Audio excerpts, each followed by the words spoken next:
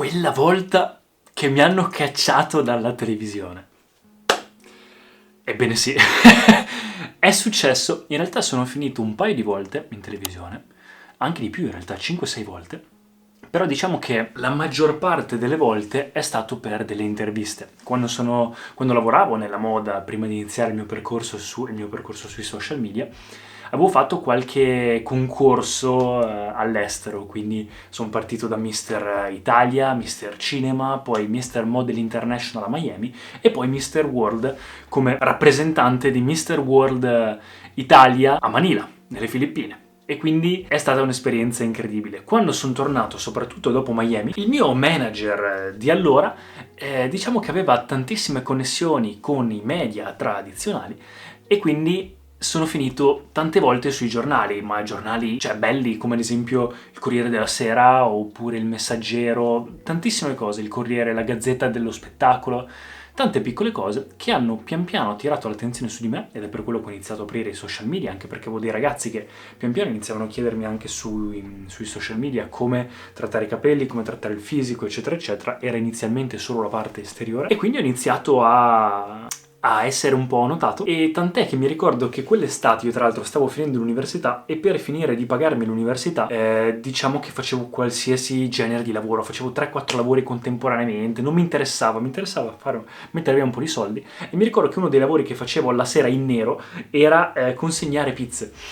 E quindi mi ricordo questa cosa, che la prima volta che sono finito in una diretta Rai, su Rai 2, era con la Caterina Balivo, ed era una diretta. Quindi io mi ricordo che era venuto Stefano, un altro mio co-manager, tra virgolette, che mi ha accompagnato a Milano negli studi. Ho fatto queste interviste in cui ho parlato dei concorsi, ho parlato di me, ho parlato di cosa faccio, chi sono, del mio passato, e mi ricordo che quando sono tornato, siccome ero in diretta, quando sono tornato nel camerino, Stefano mi ha detto guarda il telefono, avevo il telefono e continuavo ad avere le notifiche di Instagram 99+, 99+, 99+, quindi tantissima gente che aveva iniziato a seguirmi, è stato pazzesco. I media tradizionali hanno ancora una potenza incredibile. Il problema è che inizia a vederti un po' di tutto, cioè non è che ti stai creando un audience o una community.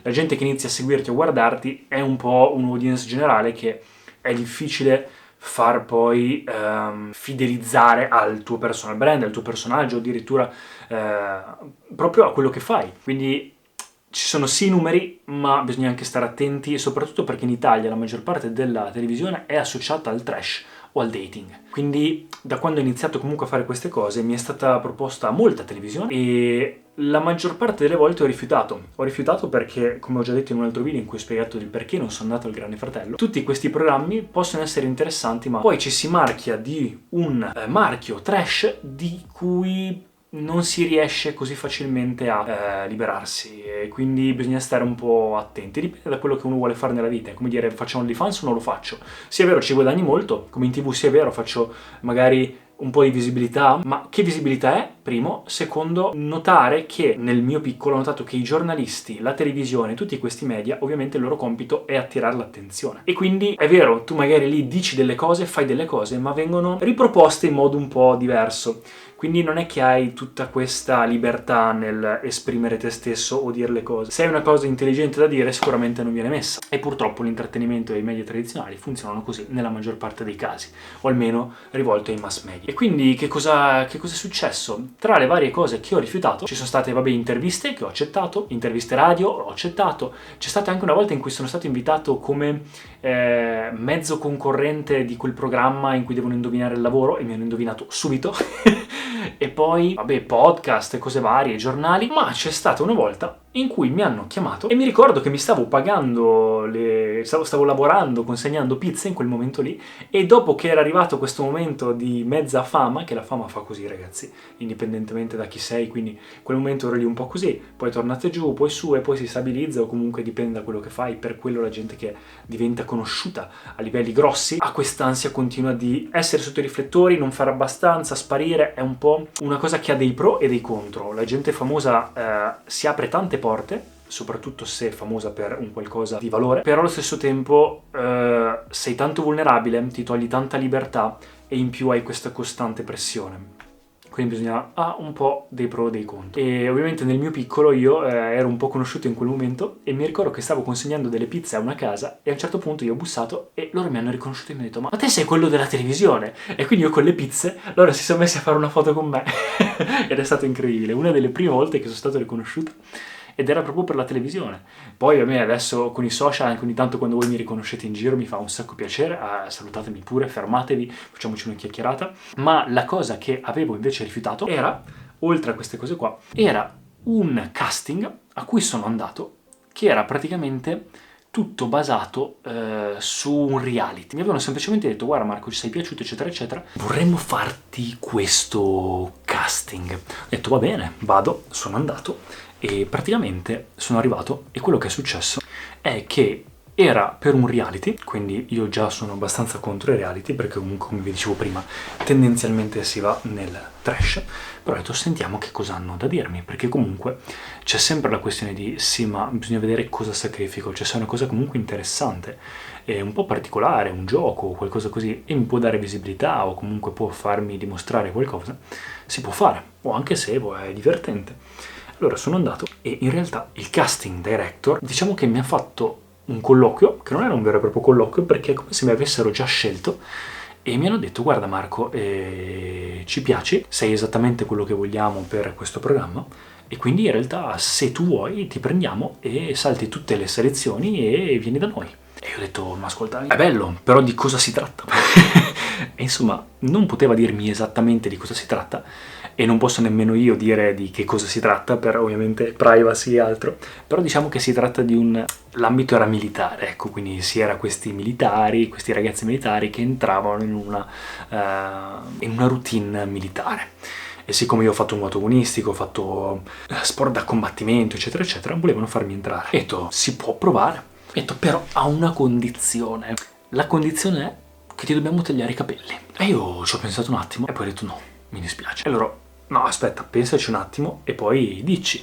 Io: no, mi dispiace, non serve che ci penso, ci ho già pensato, non voglio farlo. E loro hanno detto: ma come, ma perché? Guarda che è un'opportunità, guarda che ci sono ragazzi là fuori che pagherebbero per essere al tuo posto, guarda che noi ti diciamo che ti facciamo entrare subito, eccetera, eccetera.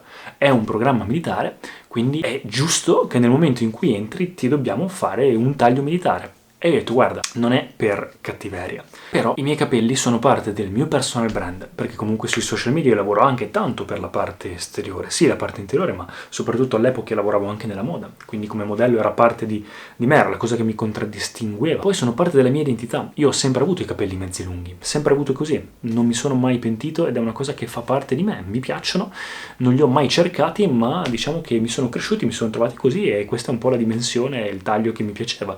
Quindi è vero che ricrescono, ma ricrescono veramente? Ci vuole tanto tempo? Non ci vuole? Nel frattempo cosa faccio? Lo faccio solo per un reality? E quindi alla fine ho detto: no, mi dispiace, ma... E loro: ma sei sicuro? Guarda che ti può cambiare la vita, ti può dare visibilità, eccetera, eccetera. Io, se devo scegliere tra i miei valori, la mia persona, quello che io ho scelto di essere, e farlo per, in inglese si dice clout, quindi farlo per drama, farlo per TV, alla fine ho scelto di no. Ho scelto di rimanere nel mio, ho scelto di non partecipare a questa cosa, come ho scelto di non partecipare al Grande Fratello, come ho scelto di non partecipare a Temptation Island, come ho scelto di non partecipare a tutti gli altri 1000 programmi di dating che conoscete in Italia e tantissime altre cose, proprio per questa cosa qui, per rimanere comunque sì, farsi notare è una cosa buona, ma bisogna anche avere un po' il controllo di come farsi notare e cercare di dare un vero valore alle persone, perché è inutile che vai davanti a un pubblico enorme e non sei pronto te, non sai cosa dire o addirittura ti fanno fare delle cose tanto per far scena, anche perché poi la gente si ricorda di te e quindi magari sui social ci vuole un po' più tempo, ma almeno ti crei questo rapporto con l'audience che ti segue, questo rapporto con le persone molto diverso, perché ti seguono pian piano, vedono la tua crescita, ti apprezzano, ti vedono come essere umano normale e non come qualcuno che ha fatto il pagliaccio, datemi il permesso di usare questa parola un po' esagerata, ma per farvi capire, per fare della scena. E diciamo che ci sono rimasti un po' così e alla fine me ne sono andato, quindi sono stato un po' cacciato da questa cosa e da lì il mio rapporto con la TV è un po' finito, nel senso che poi ci sono state qualche cosine, ma niente di che, ed è iniziato un po' il più il rapporto con i nuovi media, quindi i media, i social media.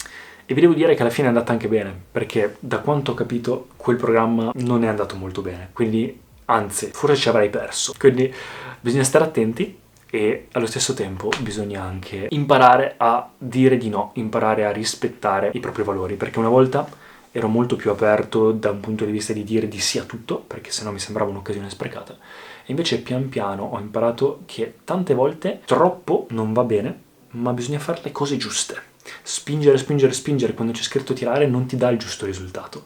Bisogna tirare se c'è scritto tirare, spingere se c'è scritto spingere, e se non c'è una porta o una porta automatica devi semplicemente aspettare che si apra. Quindi ogni cosa ha il suo tempo e ogni cosa ha la sua giusta cosa da fare.